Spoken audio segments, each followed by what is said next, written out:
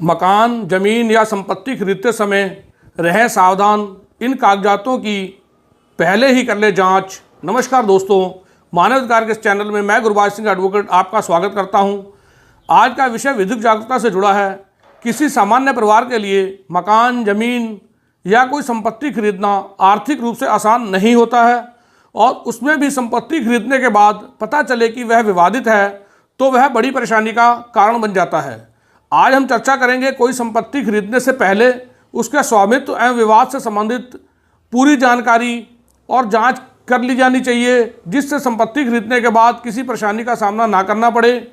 जिसमें कुछ महत्वपूर्ण बातें हैं, जैसे जो संपत्ति खरीद रहे हैं उसके टाइटल की जांच आवश्यक रूप से कराई जानी चाहिए। इसका मतलब है खरीदार को यह मालूम होना चाहिए जो शख्स ज़मीन बेच रहा है वह प्रॉपर्टी का असली मालिक है और उसके पास ही इस संपत्ति के संबंध में सारे अधिकार हैं।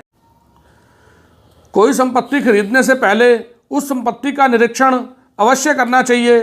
संपत्ति के आस पड़ोस के लोगों से भी संपत्ति का किसी प्रकार से विवादित ना होने और उसके विक्रेता के संबंध में आवश्यक जानकारी प्राप्त कर लेनी चाहिए। संपत्ति जहां स्थित है उस राजस्व विभाग के क्षेत्रीय राजस्व निरीक्षक, जिसे सामान्य भाषा में पटवारी भी कहा जाता है, से संपत्ति के स्वामित्व के संबंध में जानकारी आवश्यक रूप से लेनी चाहिए। किसी वकील के माध्यम से सेल डीड और प्रॉपर्टी टैक्स की रसीदों की जांच करवाकर वेंडर के टाइटल कन्फर्म होने का सर्टिफिकेट भी प्राप्त कर लेना चाहिए। जमीन के दस्तावेजों की जटिलताओं और संपत्ति के अधिकारों का दावा करने में उस संपत्ति की सीमाओं को ध्यान में रखते हुए पिछले 30 वर्षों के लिए टाइटल का पता लगाना उचित रहता है। खरीदी जा रही संपत्ति कोई कृषि भूमि है या खाली भूमि है तो वह भूमि सीलिंग के अंतर्गत नहीं आती है। इस आशय का प्रमाण पत्र राजस्व विभाग से आवश्यक रूप से प्राप्त करना चाहिए। जो संपत्ति खरीदी जा रही है उसकी पुरानी मूल रजिस्ट्रियां भी विक्रेता से क्रेता द्वारा प्राप्त करनी आवश्यक होती हैं। इसलिए संपत्ति का सौदा करने के दौरान ही पुरानी रजिस्ट्रियां मूल रूप में चेक कर लेनी चाहिए और सौदा करने की स्थिति में पुरानी सभी रजिस्ट्रियां मूल रूप में प्राप्त कर लेनी चाहिए। खरीदी जा रही संपत्ति पर किसी बैंक या फाइनेंस कंपनी आदि के किसी ऋण की अदायगी शेष ना हो, इस संबंध में भी जानकारी आवश्यक रूप से लेनी चाहिए।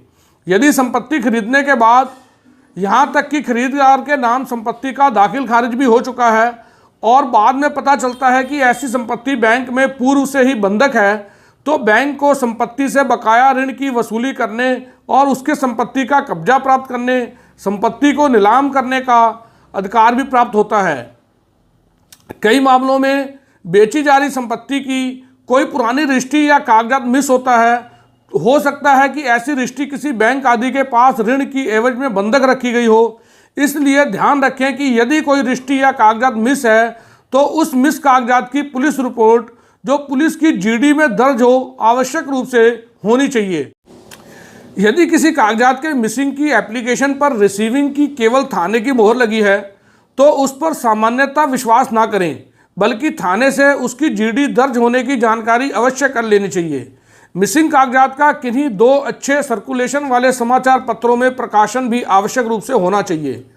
किसी संपत्ति को खरीदते समय क्रेता को किसी तरह का संदेह उत्पन्न होता है तो उस संपत्ति को खरीदने से पूर्व क्रेता एवं विक्रेता की ओर से संपत्ति के संपूर्ण विवरण सहित स्थानीय समाचार पत्र में संपत्ति खरीदने की सूचना का प्रकाशन भी करा देना चाहिए।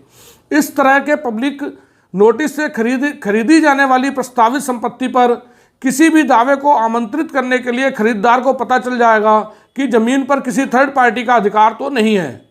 मीडिया ग्रुप एवं अखिल भारतीय मानवाधिकार एसोसिएशन द्वारा मानवाधिकारों के संरक्षण एवं विधिक जागरूकता के उद्देश्य से चलाए जा रहे इस मानवाधिकार चैनल में कानून संबंधी निःशुल्क जानकारी सद्भावनापूर्वक उद्देश्य से दी जा रही है।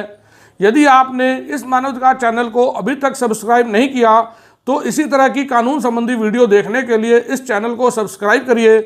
इस वीडियो को लाइक करिए, शेयर करिए, दोस्तों तक भी पहुंचाइए। हो सकता है यह वीडियो किसी जरूरतमंद के काम आए। वीडियो कैसी लगी कमेंट बॉक्स में बताइए। धन्यवाद।